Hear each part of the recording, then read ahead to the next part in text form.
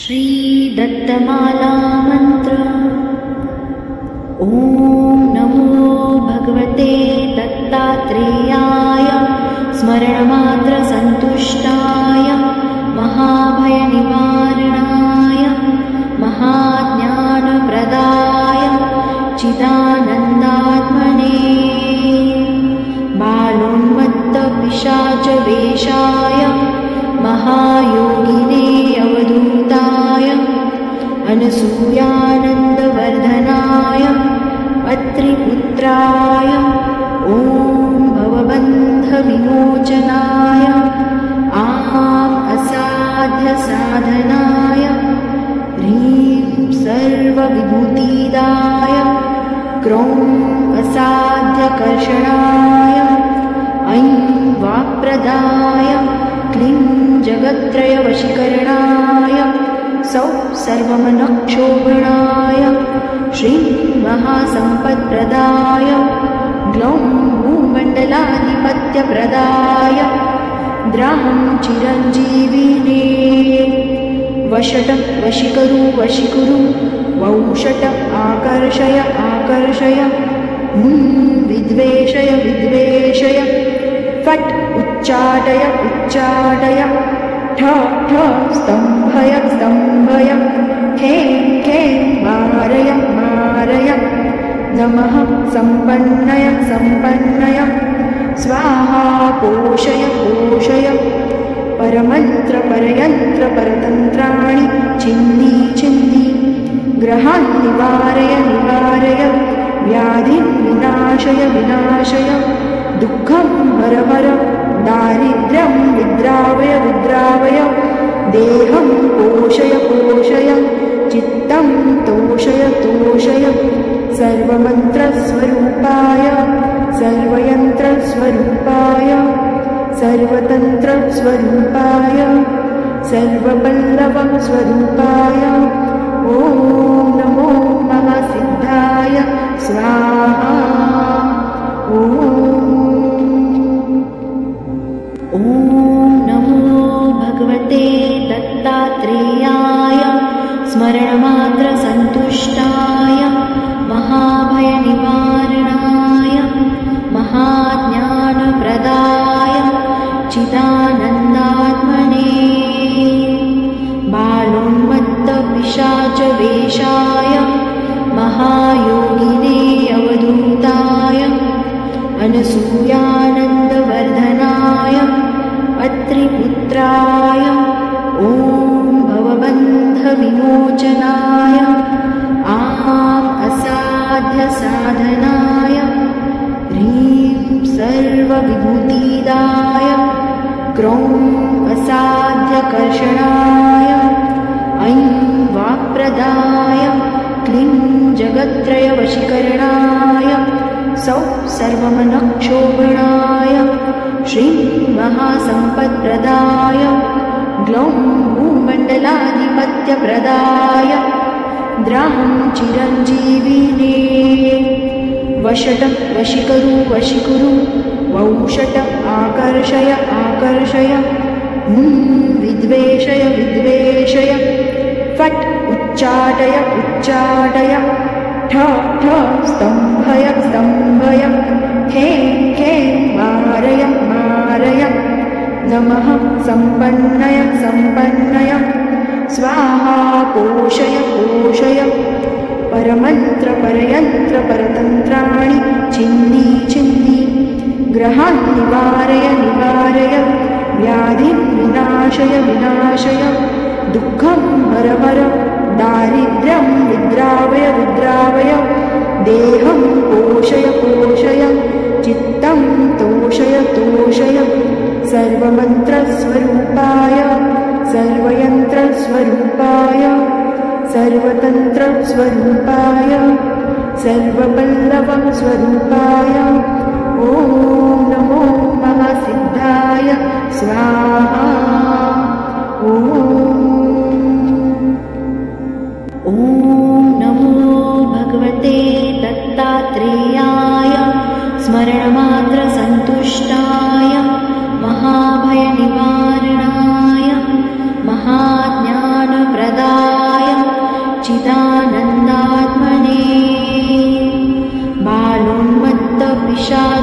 साध्यसाधनाय महायोगिने अवधूताय अनसूयानन्दवर्धनाय अत्रिपुत्राय ॐ भवबन्धविमोचनाय असाध्यसाधनाय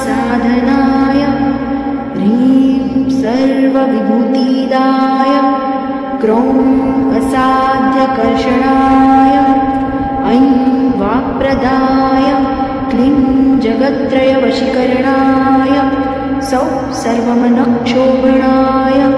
श्रीं महासम्पत्प्रदाय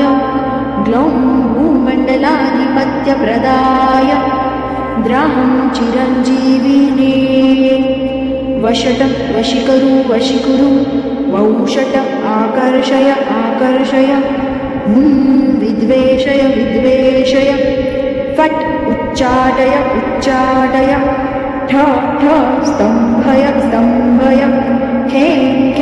मारय नमः सम्पन्नय स्वाहा पोषय परमन्त्र परतन्त्राणि छिन्दी ग्रहान् निवारय व्याधिं विनाशय दुःखं हर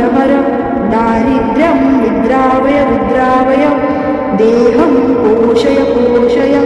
चित्तं तोषय सर्वमन्त्रस्वरूपाय सर्वयन्त्रस्वरूपाय सर्वतन्त्रस्वरूपाय सर्वपल्लवस्वरूपाय ॐ नमो महासिद्धाय स्वाहा ॐ नमो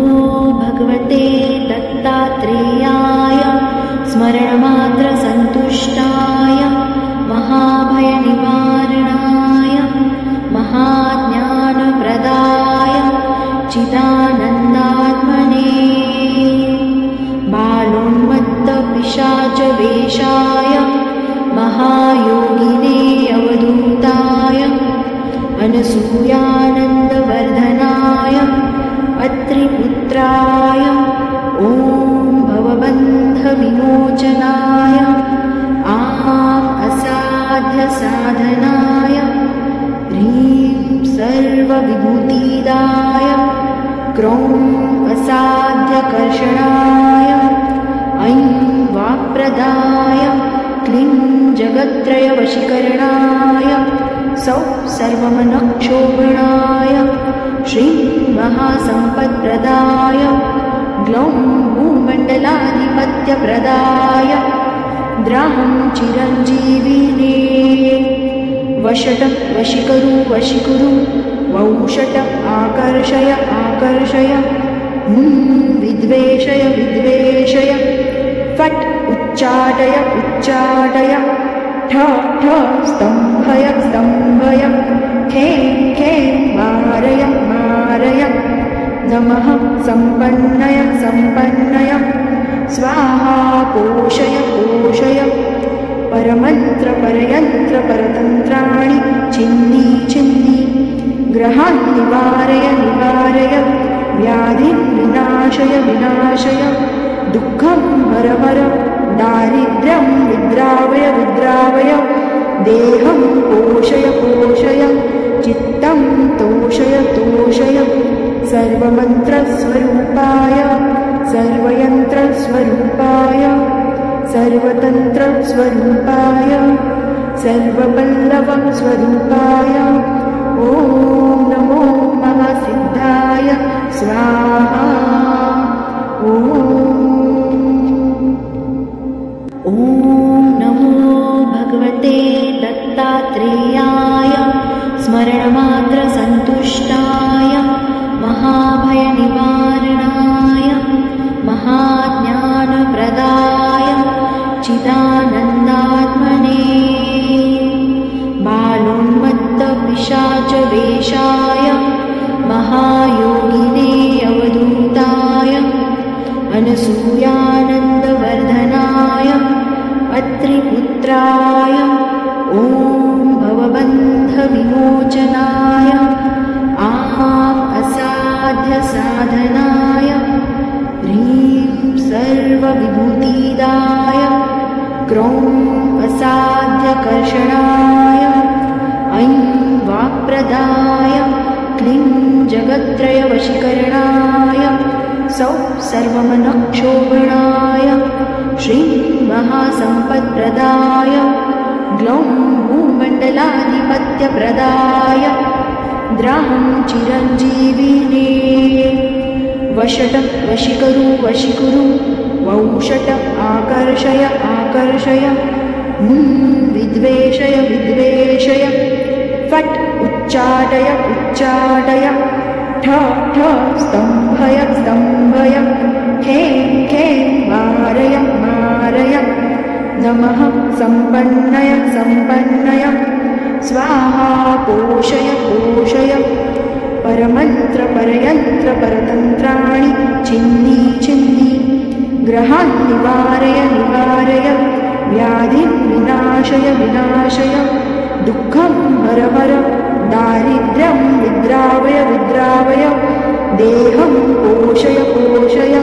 चित्तं तोषय सर्वमन्त्रस्वरूपाय सर्वयन्त्रस्वरूपाय सर्वतन्त्रस्वरूपाय सर्वपल्लवस्वरूपाय ॐ नमो महासिद्धाय स्वाहा। ॐ नमो भगवते दत्तात्रेयाय स्मरणमात्रसन्तुष्टाय महाभयनिवारणाय महाज्ञानप्रदाय चिदानन्दात्मने बालोन्मत्तपिशाचवेषाय महायोगिने अवधूताय अनसूयानन्दवर्धनाय अत्रिपुत्राय ॐ भवबन्धविमोचनाय असाध्यसाधनाय ह्रीं सर्वविभूतिदाय क्रौं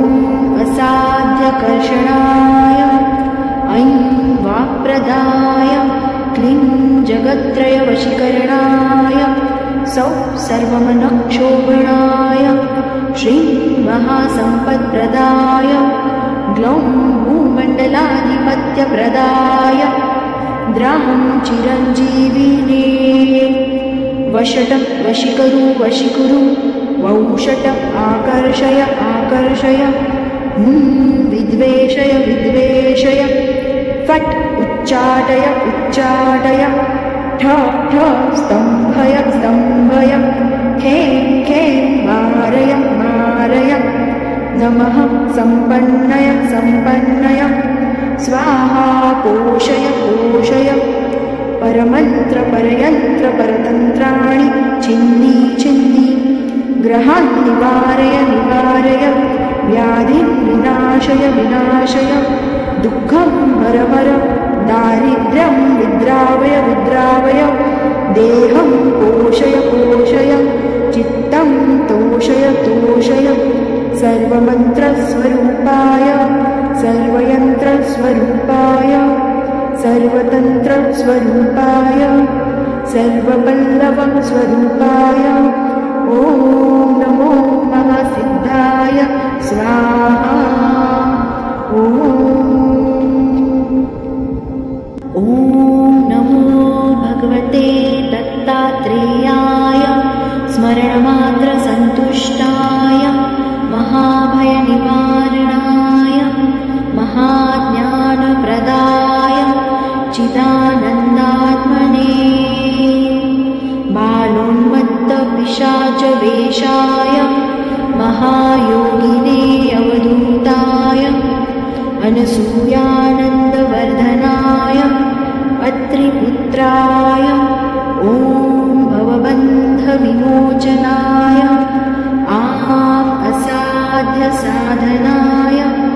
ह्रीं सर्वविभूतिदाय क्रौं असाध्यकर्षणाय ऐं वाक्प्रदाय क्लीं जगत्त्रयवशीकरणाय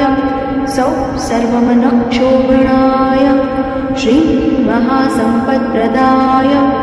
ग्लौं भूमण्डलाधिपत्यप्रदाय द्राहं चिरञ्जीविने वषटं वशीकुरु वौषट आकर्षय विद्वेषय फट् उच्चाटय ठ स्तम्भय खे मारय नमः सम्पन्नय स्वाहा पोषय परमन्त्र परतन्त्राणि छिन्नि ग्रहान् निवारय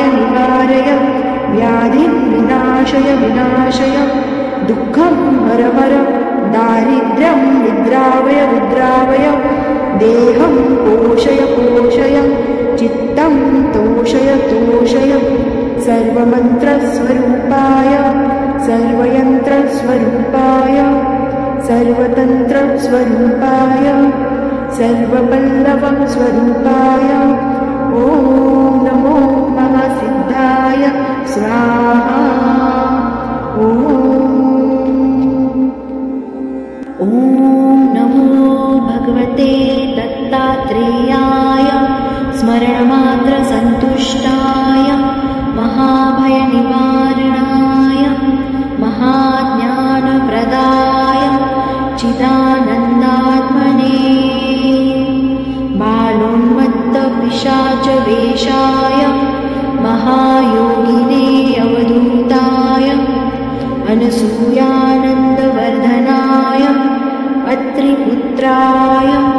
ॐ भवबन्धविमोचनाय असाध्यसाधनाय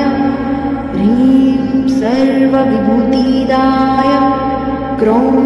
असाध्यकर्षणाय ऐं वाक्प्रदाय क्लीं जगत्त्रयवशीकरणाय सौ सर्वमनक्षोभणाय श्रीमहासम्पत्प्रदाय ग्लौं भूमण्डलाधिपत्यप्रदाय द्राहं चिरञ्जीविने वषटं वशीकुरु वौषट आकर्षय विद्वेषय फट् उच्चाटय ठ स्तम्भय खे मारय नमः सम्पन्नय स्वाहा पोषय परमन्त्र परतन्त्राणि छिन्नि ग्रहान् निवारय व्याधिं विनाशय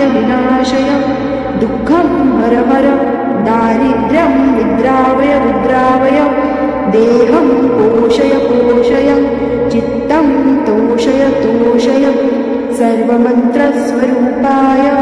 सर्वयन्त्रस्वरूपाय सर्वतन्त्रस्वरूपाय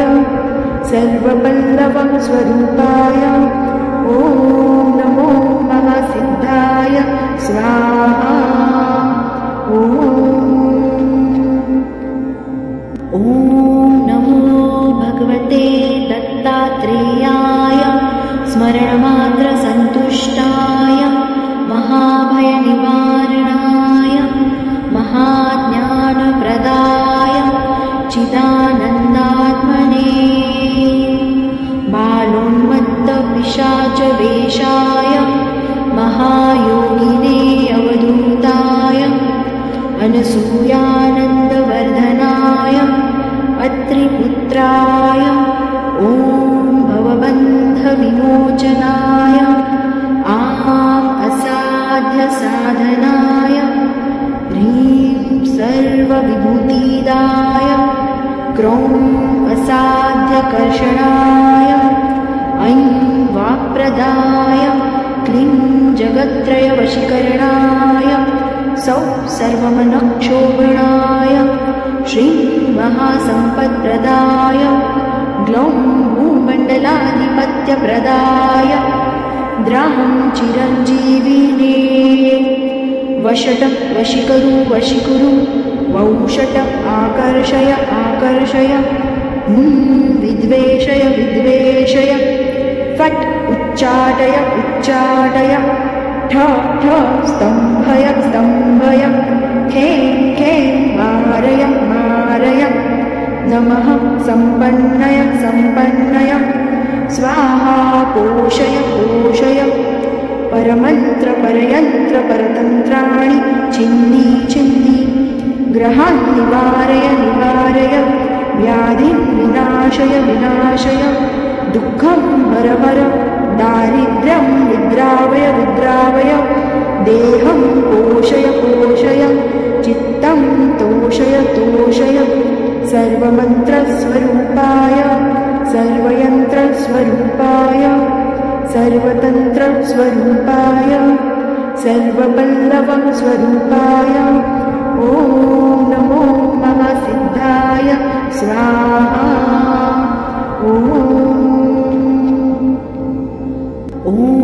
नमो भगवते दत्तात्रेयाय स्मरणमात्रसन्तुष्टाय महाभयनिवारणाय महाज्ञानप्रदाय चिदानन्दात्मने बालोन्मत्तपिशाचवेषाय महायोगिने अवधूताय